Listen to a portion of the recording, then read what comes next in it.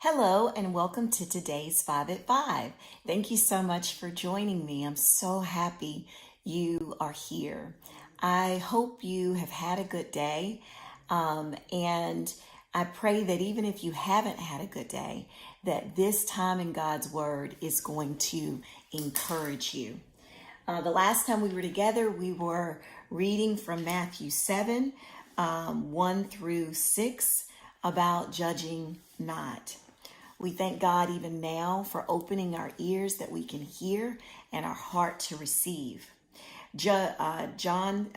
Matthew 7, 1 through 6, it says, "Judge not that you be not judged. For with what judgment you judge, you will be judged, and with the measure you use, it will be measured back to you.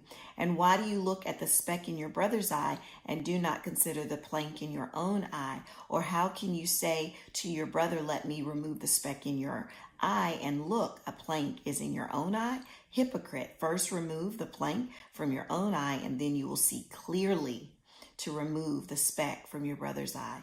Do not give what is holy to the dogs, nor cast your pearls before swine, lest they trample them under their feet and turn and tear you in pieces." Today, I just want to look at where Jesus says, then you will see clearly to remove the speck in your own eye. The goal isn't condemnation. The goal is restoration. Let's not be people that condemn, for God has not condemned us. He convicts us to restore us.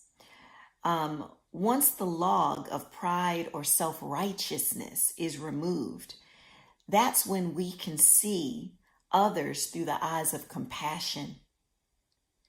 It has to be removed. Sometimes we don't realize how arrogant we are, how self-righteous we are, because we forget.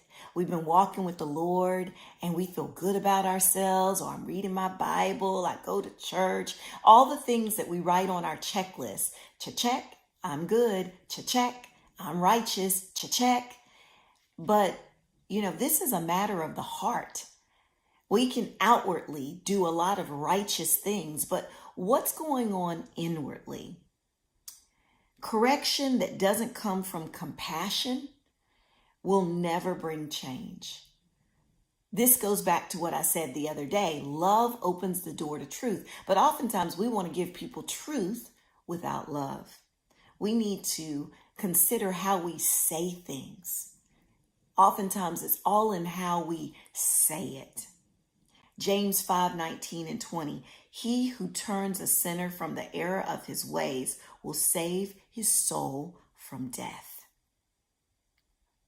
I think these things are so important. What kind of compassion do you offer others? Or is it just, well, you need to do this and you need to get this right. What's wrong with you? And, or looking at them with our nose in the air, our head up, looking down on them. That's not what God has called us to do. That log of pride and self-righteousness has to be removed. We have to ask God, show me.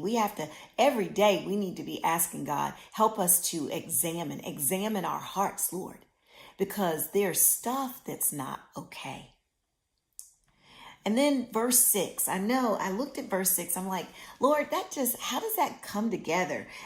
We go from do not judge and to not judge others and all that. Now we go here, do not give what is holy to the dogs, nor cast your pearls before swine, lest they trample them under their feet and turn and tear you in pieces. Here Jesus teaches balance, right? We must not be undiscerning in sharing truth. We need to discern. Some will not value what is holy. The dogs and pigs, that imagery represents those who mock or trample what is sacred. That isn't name calling, it's spiritual caution. Okay? So we are to love everyone, but use discernment about where and when to share deep truth. Again, going back to making sure that that log is out of our eye, we need to be able to see clearly, right? So wisdom knows when to speak and wisdom knows when to step back.